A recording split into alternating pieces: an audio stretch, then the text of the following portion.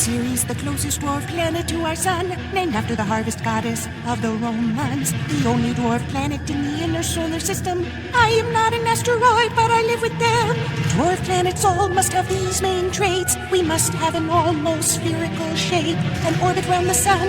We can't be moons, you see, and we can't have broken free from surrounding space debris. I make up nearly 1/3 of all the mass in the asteroid belt here, but I'm not called a planet even though I am a sphere. I share my orbit with all of the asteroids around me, which scientists consider to be the space debris. Ceres, the closest dwarf planet to our sun, named after the harvest goddess of the Romans, the largest object in the asteroid belt, that's me. But I'm still the smallest of the dwarf planets you meet. I was spotted by Giuseppe Piazzi in 1801. He thought I was a planet orbiting the sun. Around 50 years later, I was called an asteroid, after more asteroids were discovered sharing the same orbit I enjoyed. Technically, I was the first asteroid to be discovered, and almost 50 more years passed until the truth was uncovered. In 2006, your scientists finally agreed that dwarf planet is the best classification for me.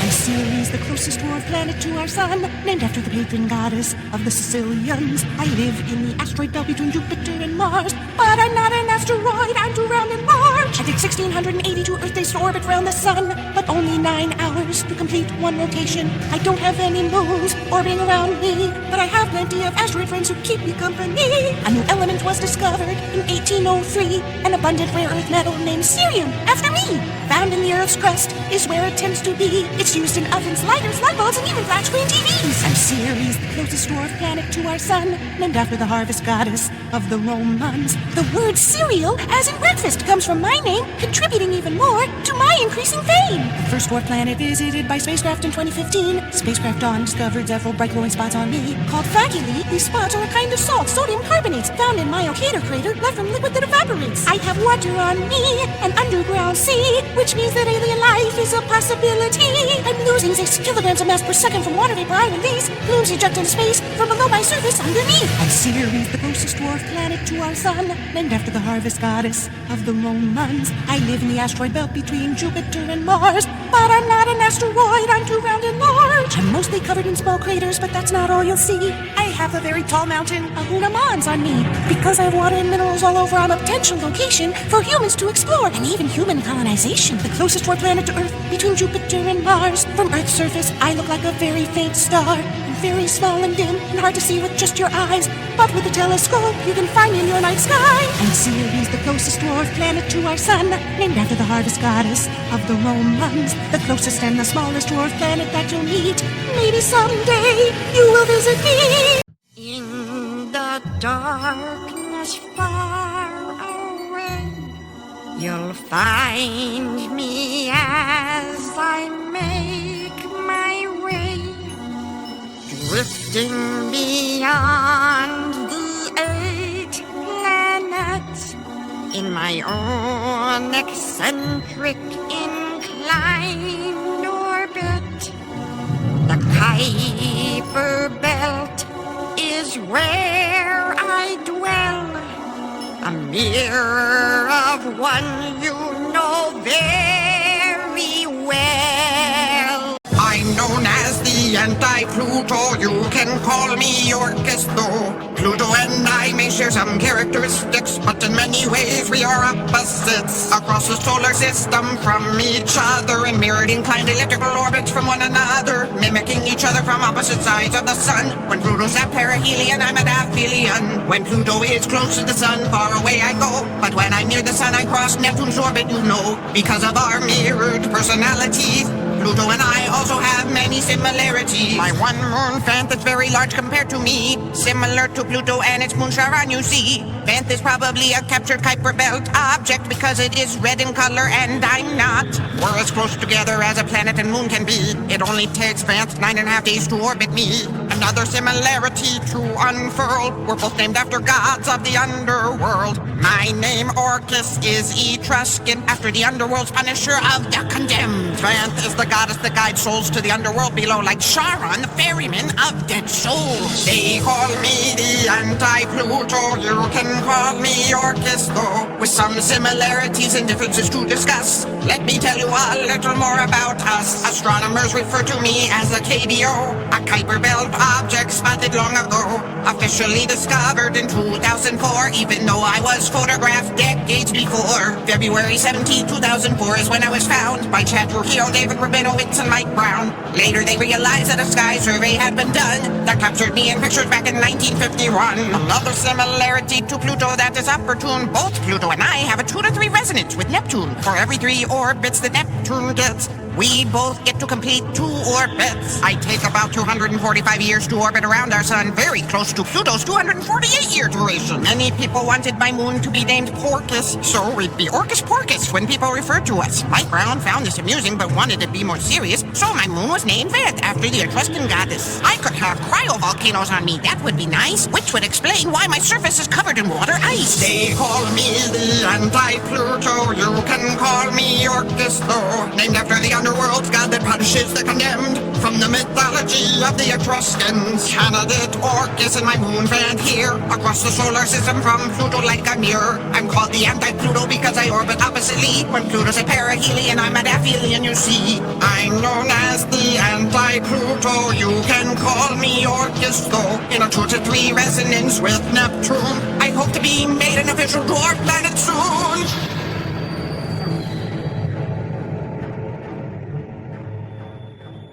We hope.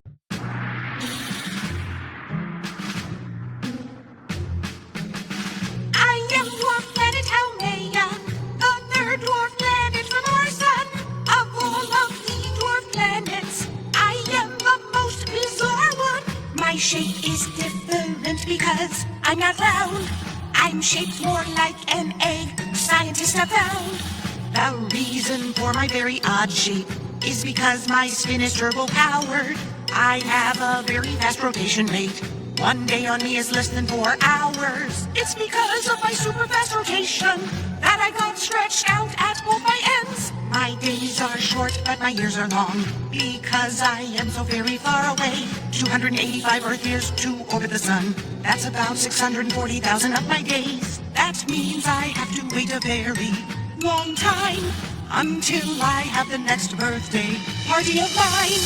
I am dwarf planet Haumea, the 3rd dwarf planet from our sun. Of all of the dwarf planets, I am the most bizarre one. I'm known as a trans-Neptunian object, which means I live further out than Neptune gets. I live way out in the Kuiper Belt, but I never get lonely. I have 2 moons orbiting me. We're named from Hawaiian mythology. I'm named after the Hawaiian goddess, Hawaii's mother and guardian. My moons are named after her daughters. Namaka is the name of my inner moon, named after the goddess of sea and water. Hiaka is the name of my outer moon. Hiaka is named after the goddess of hula dance. We travel together through this great expanse. I am dwarf planet Haumea, the 3rd dwarf planet from our sun. Of all of the dwarf planets, I am the most bizarre one. Here is another quite peculiar thing. I was the first Kuiper Belt object discovered to have a ring. I was part of a collision long ago, which caused my super fast spinning, and that collision was probably responsible for the creation of my moons and ring. I also have a giant red spot, which astronomers believe is where I was hit. I am not particularly large, no. Pluto and I are similar in size, but if you look up through a telescope, you can sometimes see us both with your own eyes. I'm the 3rd brightest Kuiper Belt object you can see. After Pluto and Makemake, the brightest one is me. I am dwarf planet Haumea, the 3rd dwarf planet from our sun. Of all of the dwarf planets, I am the most bizarre one. My rocky surface is covered in ice. It reflects the light, making me very bright. I'm made up of mostly rock and ice, and my daughter Hiaka takes after me. She also has a crystalline ice surface making us both reflective and shiny. I was discovered in December 2004, and before I was given my official name, astronomers referred to me as Santa, and that became my nickname. They also nicknamed both my moons here, Rudolph and Blitzen, after Santa's reindeer.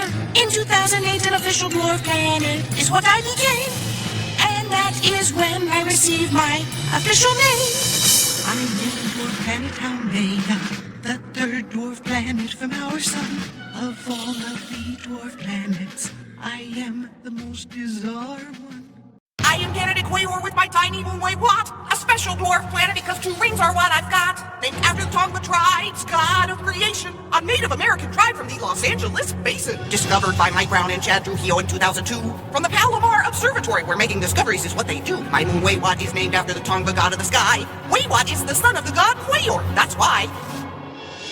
The Kuiper Belt is where you will find me, out beyond Neptune where it's cold and icy. I take around 286 years to orbit our sun, but only about 18 hours to complete one rotation. I have almost a perfect circular orbit around the sun, which is quite different from my other dwarf planet candidate companions. Senna, the Goblin, and even Pluto have much more elliptical orbits. That's the way they roll.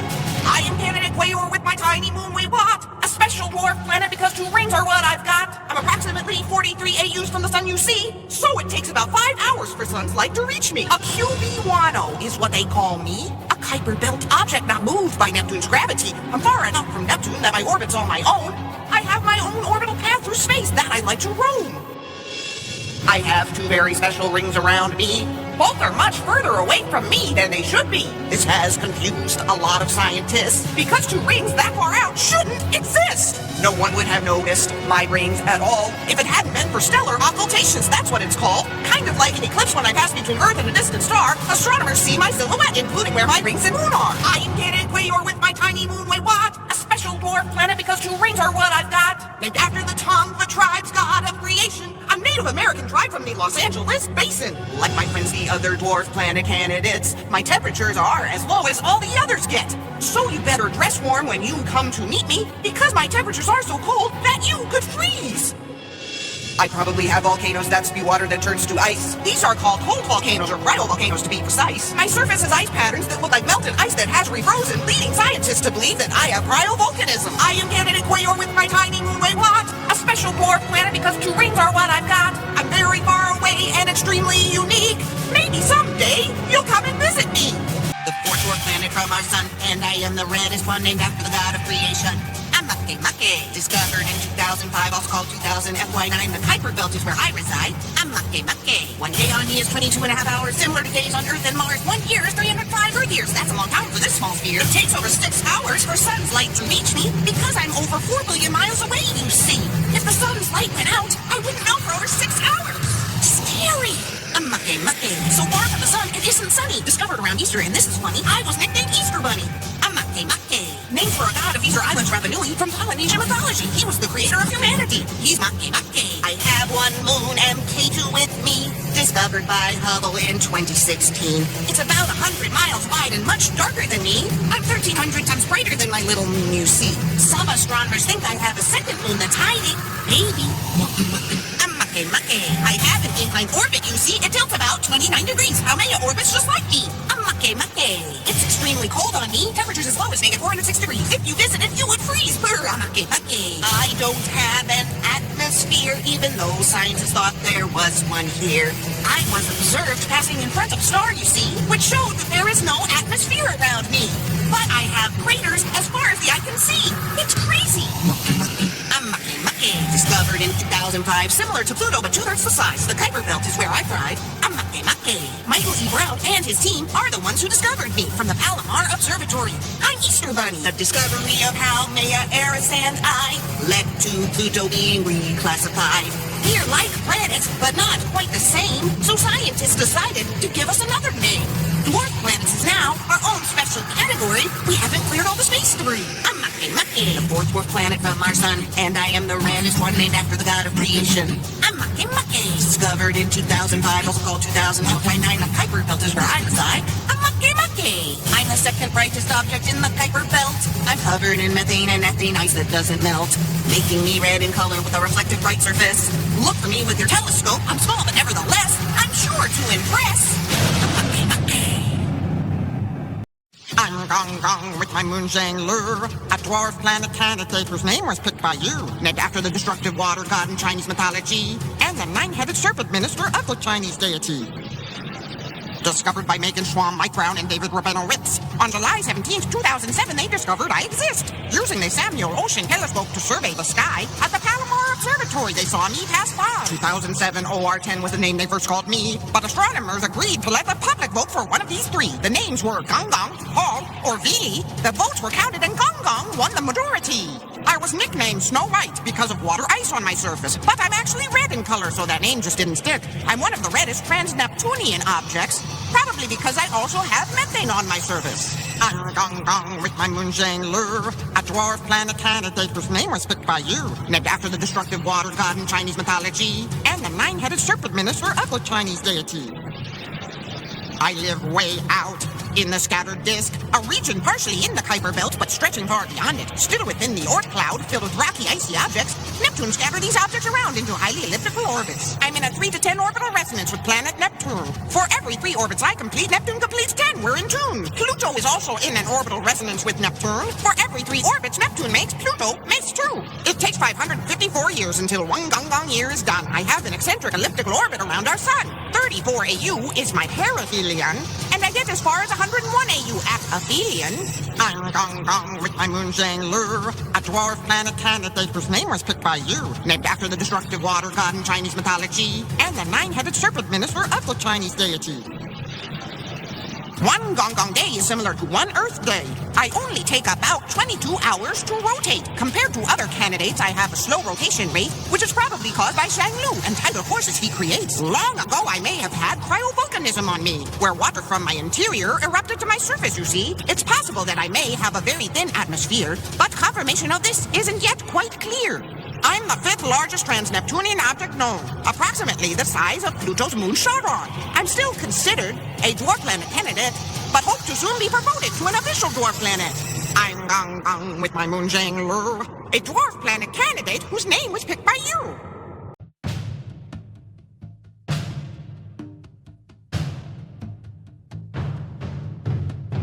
I am Eris, the 5th dwarf planet from our sun, the 2nd largest dwarf planet and the most massive one, named after the Greek goddess of discord and chaos, one of the most free-spirited dwarf planets that you'll come across. I have one moon, Dysnomia, whose name means anarchy. Before getting our official names, astronomers had a different idea for me. They wanted to call me Xena, the warrior princess, and my moon, Gabrielle, her sidekick, but they kept tradition and named me after a mythological deity like the planets. I am Eris, the 5th dwarf planet from our sun, the 2nd largest dwarf planet and the most massive one. Named after the Greek goddess of chaos and discord, my super inclined orbit makes me impossible to ignore. One Iridian day is just a little longer than one Earth day. It takes approximately 25.9 hours for me to rotate. I orbit the sun every 557 Earth years on a path on my own. My orbit is at a 44-degree angle from the rest of the solar system. I live out in the Kuiper Belt, but at aphelion I go beyond it. And when I'm at perihelion, I'm not the furthest dwarf planet. My eccentric angled elliptical orbit crosses several others' orbits, so I can be closer to the sun than even Pluto gets. I am Eris, the 5th dwarf planet from our sun, the 2nd largest dwarf planet and the most massive one. I was found by Mike Brown, Chad Trujillo, and David Rabinowitz. They wanted to call me Xena, but that name just didn't stick. The astronomers first spotted me in October of 2003 while making observations at the Palomar Observatory. But confirmation of my existence took a lot of time, and my discovery wasn't confirmed until January 2005. At first, they thought that I would be planet number 10. Pluto was still considered planet number 9 back then. But because of my discovery, Haumea and Makemake, planets were redefined, and dwarf planets are what we're called today. I am Eris, the 5th dwarf planet from our sun, the 2nd largest dwarf planet and the most massive one. I have strong gravity compared to other dwarf planets, but not nearly as strong as the gravity on your planet. Compared to Earth, I have much less gravity. If you were to visit, you would weigh a lot less on me. If we weighed you in pounds and you weighed 160, you would only weigh 13 pounds on me. My rocky surface is covered in frozen methane and nitrogen ice, which makes me very reflective, bright and shiny and nice. I reflect almost all of the light that reaches me, just like a mirror would reflect, you'd see. I am Eris, the fifth dwarf planet from our sun, the second largest dwarf planet and the most massive one. It takes over 9 hours for sun's light to reach me, because I am extremely far away, you see. I'm so far from the sun, it gets really cold on me. Temperatures as low as negative 405 degrees. My temperatures vary a little as I travel closer to the sun, but won't get much higher than negative 360 degrees when I'm at perihelion. Some scientists believe that I might generate my own heat. That could mean that I have an internal ocean on me. Confirmation of this theory would take a lot more study, but maybe, just maybe, there's hidden life on me. I am Eris, the fifth dwarf planet from our sun, the second largest dwarf planet and the most massive one. Named after the Greek goddess of discord and chaos. Maybe someday you'll visit and our paths will cross. Out in space, in an area not known well, beyond the Kuiper Belt, is where I dwell. In the Oort cloud, a spherical shell that surrounds our solar system like an ice-filled bubble. I'm setting out a dwarf planet candidate hoping for a promotion, named after the Inuit goddess of the ocean. November 2003, Chad Trujillo, David Rabinowitz, and Mike Brown were watching the skies from the Palomar Observatory, and that's when I was found. At the time, I was the furthest object discovered far away where it's cold and icy. So I was named after the Inuit goddess of the sea. Legends say she lives in the coldest, darkest depths of the sea, where there is not light or heat, but plenty of space to roam free. Just like her, I'm drifting along in the cold, dark depths of space. Living in the chilling shadows is something I've come to embrace. I'm setting up a dwarf planet candidate, hoping for a promotion, named after the Inuit goddess of the ocean. 84 billion miles from the sun, I travel on my own. I have no moons to keep me company, I'm all alone. I take over 11,000 years to orbit once around our sun. I can't even remember my last birthday celebration. My rotational period is fairly short, though. Approximately 10 hours for one set in a day, you know. I'm so far away from the sun that if you were on the surface of me, an extremely bright star in the sky is all that you would see.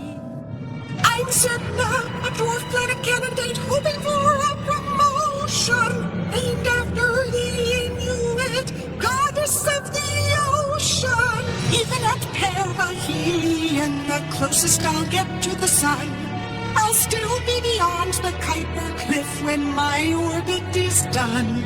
In 2076, I'll be closest to the sun. 76 AUs is my perihelion, but I will get as far as 937 AUs when at aphelion. Other objects beyond the Kuiper Cliff with elliptical orbits like me include the Goblin or Lelea Kubonua and VP-113. We are known as Setnoids, which was named after me. Trans-Neptunian objects whose perihelion is still beyond the Kuiper Cliff, you see. I'm setting up a dwarf planet candidate, hoping for a promotion, named after the Inuit goddess of the ocean. One of the reddest objects found in the solar system so far, similar to the bright reddish color found on the planet Mars. My surface is covered in frozen nitrogen and methane. But astronomers also discovered water ice in my domain. It is extremely cold on me. Temperatures as low as negative 410 degrees. You will need to dress really warm to visit, or you will freeze. I'm Sedna, a dwarf planet candidate, hoping for a promotion. Named after the Inuit goddess of the ocean. Chances of astronomers finding me were very low, you see. But sometimes when you are gazing at the stars, you can get lucky. No one can take my picture because very little sunlight reaches me. It's so dark that I'm hidden in shadow and still quite a mystery. It'll probably be a very long time until your scientists will learn more of my history. But maybe in the distant future you'll be able to visit me. I'm Sedna, a dwarf planet candidate, hoping for a promotion. Named after the Inuit goddess of the ocean. Lurking way out, beyond the Kuiper Cliff. I'm an extreme trans-Neptunian object that could have easily been missed. They found me accidentally while hunting for Planet 9. I'm under the gravitational influence of a much larger object, not mine. Could Planet 9 be hiding somewhere very near? Astronomers certainly hope that my discovery will make that clear. Is Planet 9 here? I'm the Goblin. I take about 40,000 years to complete one orbit around the sun. The closest I come to the sun is 65 AUs. That's my perihelion. 1 AU, or astronomical unit, equals the distance from Earth to the sun. So I'm 65 times further from the sun than your planet and my perihelion. I get even further away when I'm at aphelion. Around 2,300 AUs, or in miles over 213 billion. That's really far.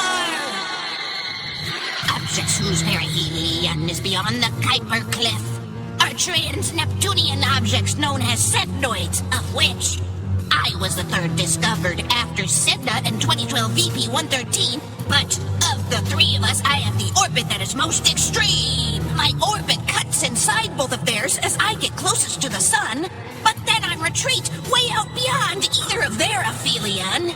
Here I go!